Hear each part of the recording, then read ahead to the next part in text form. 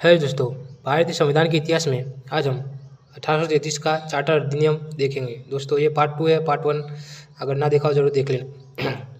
इस अधिनियम के अंतर्गत पहला विधि आयोग 1834 में स्थापित किया गया और इसके प्रथम अध्यक्ष लॉर्ड मैकॉले थे। दोस्तों आप याद रखना है विधि आयोग कब और प्रथम अध्यक्ष कौन थे, याद रखना है इस अधिनियम के तहत। अगला,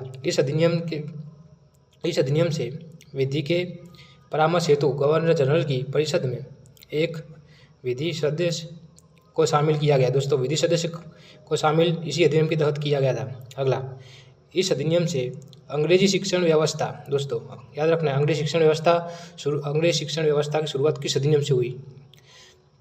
1843 में दास प्रथा। दोस्तों दास प्रथा ये मोस्ट टाइम भी आपको याद रखना है, को विधि विरुद्ध घोषित कर दिया।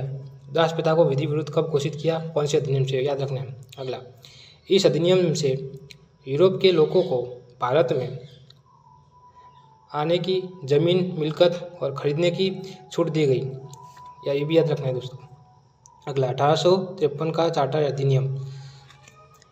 इस अधिनियम के तहत प्रतियोगिता परीक्षा, दोस्तों मोस्ट टाइम भी प्रतियोगी परीक्षा सिविल सेवा को लेकर मैकॉले समिति की रचना की गई। दोस्तों इसी अधिनियम के तहत 1853 के अधिनियम के तहत प्रतियोगी परीक्षा अथवा यानी कि सिविल सेवाओं के लिए मैकॉले समिति की रचना की गई थी। अगला, इस अधिनियम से देश में प्रथम बार केंद्र विधान परिषद यानी कि संसदीय तंत्र की शुरुआत। दोस्तों संसदीय तंत्र की शुरुआत ये मोस्ट टाइम भी संसदीय तंत्र की शुरुआत कब हो गई, किस अधिनियम से? तो 1853 आप याद रखना है। इस अधिनियम से कंपनी में महत्वपूर्ण पदों प्रतियोगिता परीक्षाओं के आधार पर भरने की शुरुआत हुई, ये भी याद रखना है दोस्तों आपको।